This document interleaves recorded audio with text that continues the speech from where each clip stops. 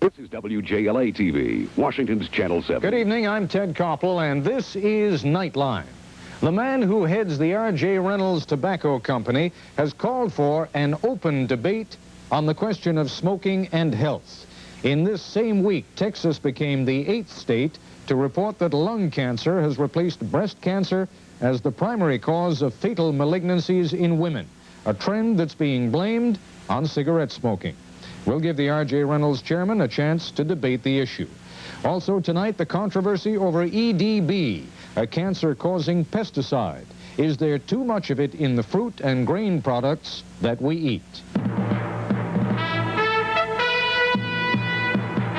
This is ABC News Nightline. Reporting from Washington, Ted Koppel.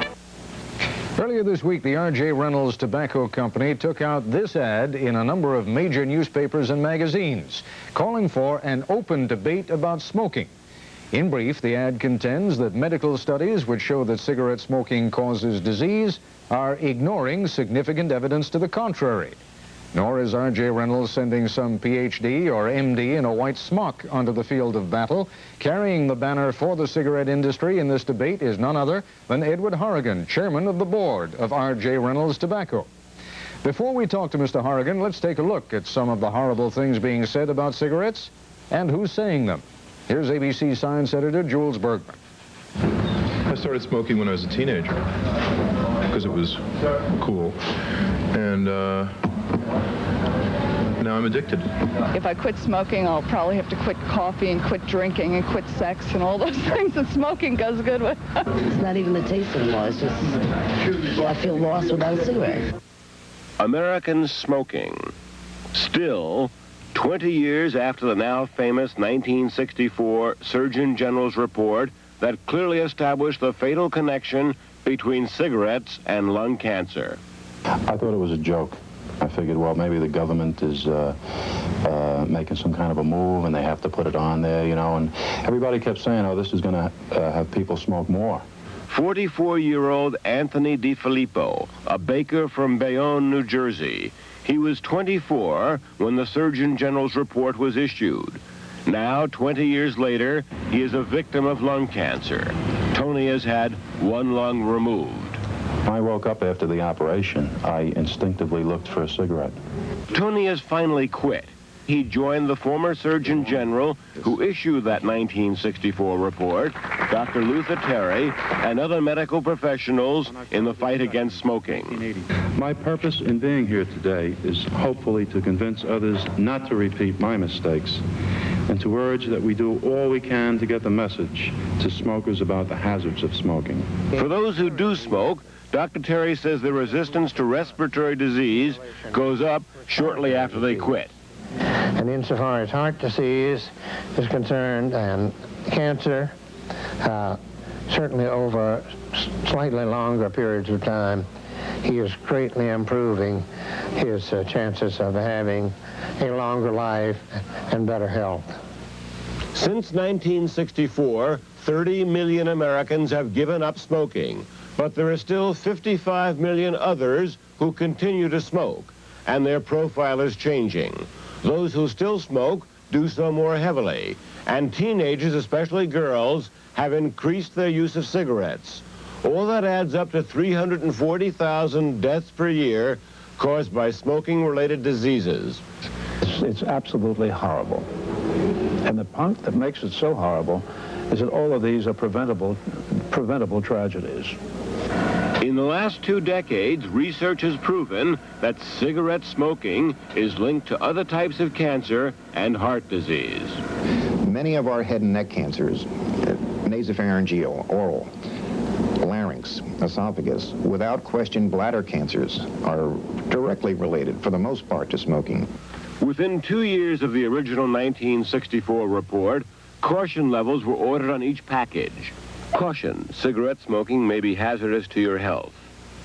Then in 1970, a slightly stronger version. Warning, the Surgeon General has determined that cigarette smoking is dangerous to your health. Most recently, as the anti-smoking drive gathered steam, there are now 2 separate bills with 4 different warnings in the House and Senate. pointing out the disease dangers of smoking. The Senate version, for example, reads, "Warning, cigarette smoking causes cancer, emphysema, and heart disease, may complicate pregnancy, and is addictive." Another notable change is the banning of all cigarette commercials from the airwaves. Up until 1971, Americans were bombarded with TV ads extolling the way smoking increased your sex appeal or manliness. If you didn't smoke, you just didn't have it. Since then, the tobacco industry has made cigarettes the most advertised product in newspapers and magazines in America. I think one of the primary functions of cigarette advertising in the United States is not to sell certain brands of cigarette. What those ads sell is social acceptability. Non-smoking advocates have fought back with their own ads. I think people who smoke are real losers. And how does the tobacco industry feel about all this? Politics is mixed into it to a great extent now, with legislation at the federal, state, and local level. And it ought to be a serious scientific issue and not a political issue or a media circus. Because of the public debate since the release of the 1964 report, we now can choose whether we eat, travel, and in many cases work in an unsmoking environment. I suppose overall, the major thing I would point out is that the American public in general is much more aware of the health dangers of smoking. Jules Bergman for Nightline. Tobacco companies have their own side of the story to tell, and we'll hear next from the R.J. Reynolds Company, which has gone public in a big way. We'll also talk with a cancer researcher who calls the new Reynolds ad campaign incredible. Joining us live now from station WFMY in Winston-Salem, North Carolina, is Edward Horrigan, Jr., chairman of the board of the R.J. Reynolds Tobacco Company. Mr. Horrigan, Jules Bergman just gave us a compendium, I guess, of some of the things that most of us have, I guess, taken for granted for much of the last 20 years. Give it your best shot. What's wrong with that? Well, thank you, and I think you're correct, Ted. The American public has taken for granted the charges associated with or put against the tobacco industry. These charges are the accumulation of 20 years of statistical association, while science has still failed to establish a causal link. It is for that reason that at Reynolds Tobacco we decided to help create what we hope will be a climate of understanding, rather than the high degree of emotionalism and political-driven actions that are now continuing to threaten a legitimate, credible industry. Let me ask you, if you had your druthers, if you could kind of wave a magic wand and make it all well again, what kind of a society would we live in? What would be the medical attitude, the public attitude towards cigarette smoking? I think the best way I could state an expression or an opinion on that, Ted, would be, I think, as in every other issue that confronts a free world society, I think we need an informed society and not a biased society. Well, I think we have a responsibility to help in that sense. I guess that's what I'm asking you. What is it that you would want us to know that we don't now know? We would like, over time, to establish the fact that while there are many critics of our industry, and while they cite many statistical studies, there is also a body of knowledge, and there are a large number of scientists who have worked on a freelance, independent, arm's-length basis in scientific research over 20 years that says that indeed there is another side to the issue. What's the other side? That's what I'm trying to get to. The other side, Ted, is that it is not a closed case. The fact is that science does not know what causes the diseases that we are associated with creating in human beings who smoke cigarettes. And as long as science continues to believe that, we continue to believe that it is an open case and not a closed case. All right, you're not claiming that cigarettes are good for you? No, in fact, some of our critics in recent days, Ted, have accused us of trying to promote the benefits of smoking. We're not attempting to do that at all. We believe that there are 50 million Americans who have made a decision to enjoy the custom of smoking, and we think we owe it to them, to our shareholders, to our employees and to non-smokers to understand that there is another side to these highly emotional issues. All right, let me try and ask some simple questions, and then we're going to take a break, and we'll come back with a couple of your critics, and you can have the debate that you sought. Okay. Cigarette smoking does not cause cancer, yes or no? It is not known whether cigarettes cause cancer. All right, it has not been causally established. Cigarette smoking, no causal relationship between cigarette smoking and emphysema. Despite all of the research to date, there has been no causal link established. No causal relationship between cigarette smoking and heart disease. No, as a matter of fact, there are studies that while we are accused of being associated with heart disease, there have been studies conducted over 10 years that would say again that science is still puzzled over these forces. Does it stain your teeth? There are people who say it does. I guess depending on the human being's own, let's say, physical makeup, it may well stain your teeth. All right, let's take a break, Mr. Hargan. In a moment, we'll be joined by a Texas researcher with some startling new figures on lung cancer fatalities.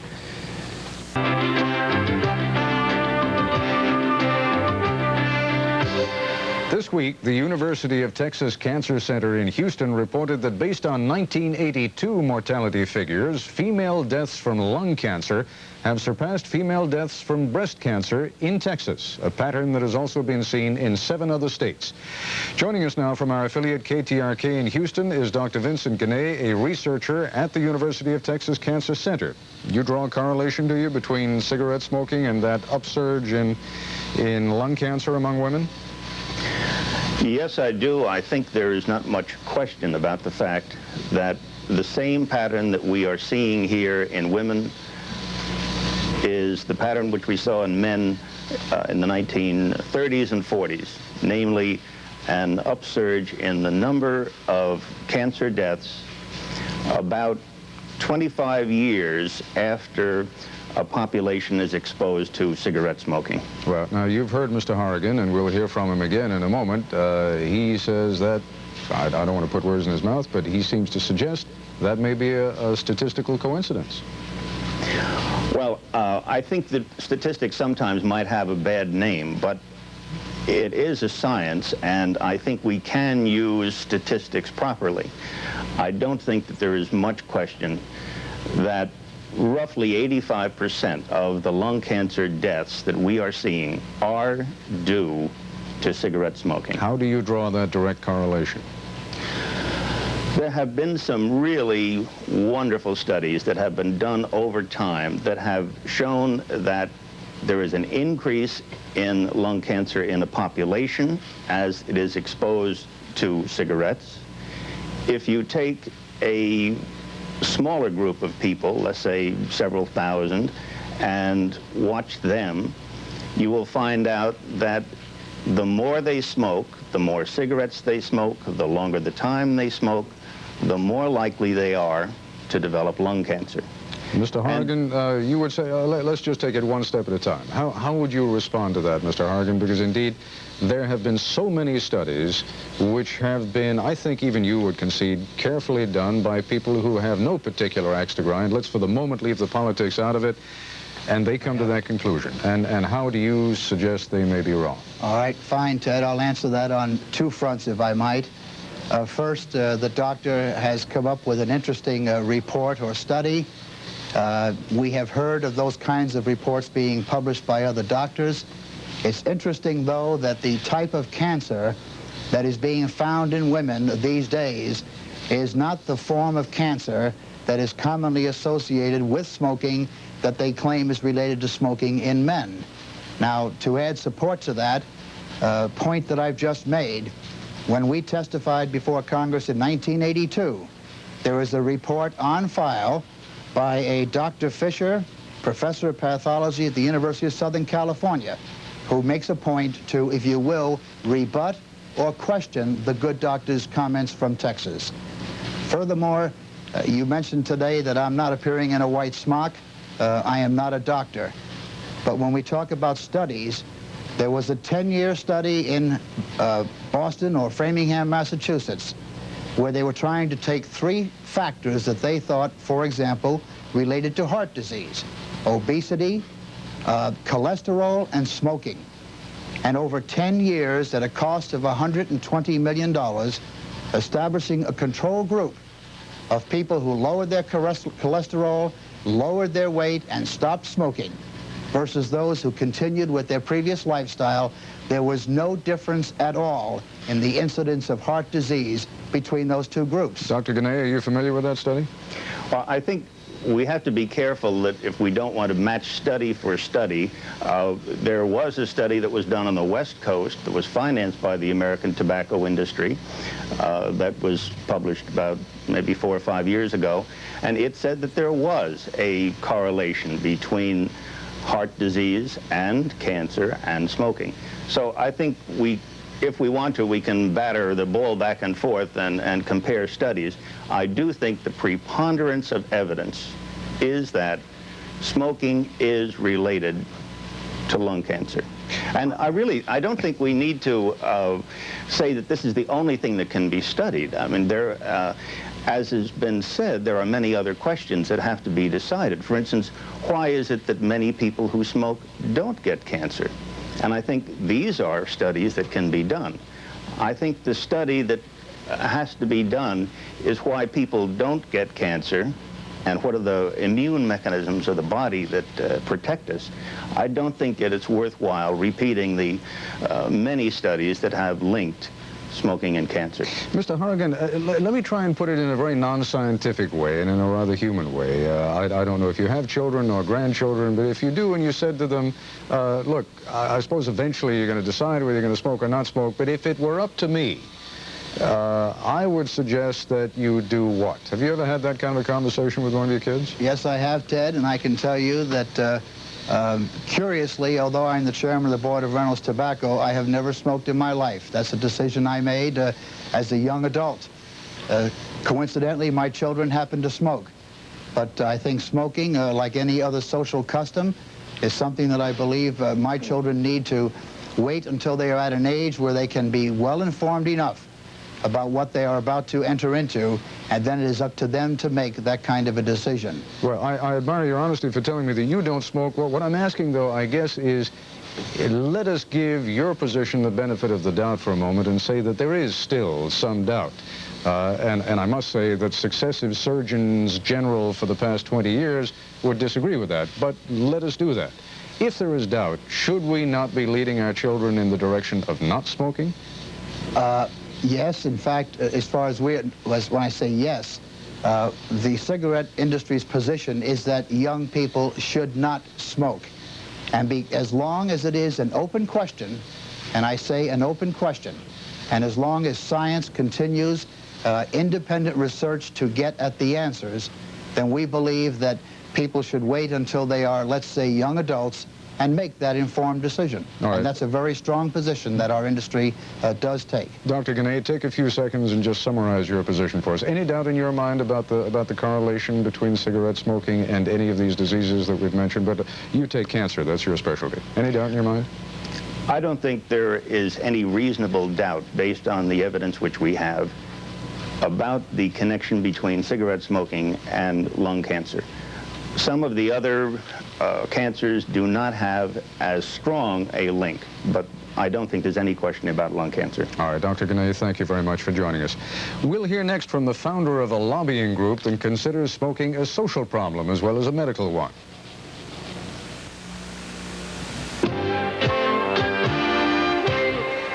Joining us now live in our Washington Bureau is John Banzhaf, professor of law at George Washington Law School in Washington, and founder and president of an organization known as Action on Smoking and Health. And I stand corrected, it is not a lobbying group, but a legal action group. What do you think Mr. Horrigan is up to here, Mr. Banzhaf? Well, I think he's trying to continue deceiving the American people. Ted, on a show such as yours, you can't really debate study for study, but I think one important point is that every responsible medical organization which has looked at this issue, not just the United States, but in all the major countries of the world, has come to exactly the same conclusion, that smoking is hazardous to the health of the non-smoker and the smoker. He also tries to indicate that you have to know the mechanism before you can determine the cause. All we have to do is look back in history and see that we knew For example, what caused babies or what caused rickets long before we had any idea of the mechanism that created that. Now, the tobacco industry for many years has been saying the same thing that R.J. Reynolds is saying. If they're not going to say anything different, I don't see what the importance of it is. The one thing I think we don't need is any more debate. We've had fully 20 years of open debate. The tobacco industry has been amply represented. They have plenty of money. They can buy full-page ads to get their point of view across. The time now is not for debate. The time is for action. If we can take action on EDB after 7 years and the very weak evidence we have, we can certainly take action now on cigarettes where the evidence is far more overwhelming than EDB, air pollution from cars, most other pesticides, and most other problems. All right, Mr. Horrigan, if one were to pose the question this way, if one were to say, cigarette industry has really taken quite a battering, and perhaps it senses that the public tide is at least moving away from the cigarette industry, even among those who continue smoking. And that for this reason, a very courageous but also a very smart chairman of the board of R.J. Reynolds says, tell you what, let's have a debate. What have we got to lose? We can't be any worse off than we are right now. What would you say? Well, first of all, I think Mr. Banzoff, he's obviously followed this subject for many years, but I think he ought to be a little bit careful about his choice of words about every scientific report. Now, the unfortunate part of it is, Ted, that there are a vast number of scientific reports in Congress on file supporting the fact that it is an open case, not a closed case. All right, forgive me for interrupting. Yes. Two things. First of all, I'll follow up your answer, then you get back to my question, if you would. All right. And when you talk about the vast number, the preponderance of scientific evidence, study after study after study, and government study after government study, certainly draws a correlation between cigarette smoking and any number of diseases, does it not? The point is that the tobacco industry has spent over $120 million in independent, arm's-length research. So when we talk about the preponderance of research, we say that there are studies that unfortunately are never published. Now, when Mr. Banzoff says we have to buy space, all we're trying to do, perhaps we call it debate, but we would like less emotionalism and we would like a climate of understanding. Well, I mean, you can take out the ads. Instead of ads with sexy ladies with slits up their skirts and guys with hair on their chest, why not take out ads which tell us what all these studies say? That's, Ted, precisely what we intend to do. These ads are not designed to sell cigarettes or to promote the benefits of smoking. These ads are designed, as you will see over time, to present in a high-road, statesman-like, factual way some of the other points of view that we think the public should be aware of, rather than being driven by zealots who are, frankly, trying to bring cigarette smoking in America to an end. All right, Mr. Banzoff, there's certainly nothing un-American about listening to the other guy's point of view, is there? There's nothing un-American about it, but there's no difference, really, between what he's doing and what the Flat Earth Society people try to do, except that he's got hundreds of millions of dollars behind him. There are individual studies, but one study never proves or disproves a point. The question is looking at them as a whole. And I did not say there are no studies that go one way or another. I said that no reputable scientific organization has ever reached any other conclusion. That is unrefutable. And I think, Ted, we ought to turn now not to debating for another 20 years whether or not cigarettes cause problems, but rather what we can do about them, why the federal government doesn't treat cigarettes at least as strictly as it treats many other consumer products, why we do not take action against these ads as many other countries have done, indeed why Mr. Horrigan's company, like other tobacco companies, which claims that it does not seek to promote smoking among kids, is advertising in G-rated movies, is promoting rock concerts, is promoting sporting events at which kids go to, is going to be distributing massive amounts of cigarettes to teenagers down in Florida this very spring. Let's take some action on smoking and health. Let's not just debate it for another 20 years. All right, we're down to our last 40 seconds. Mr. Horrigan, they're all yours. You want to pick up on the last point, the kids?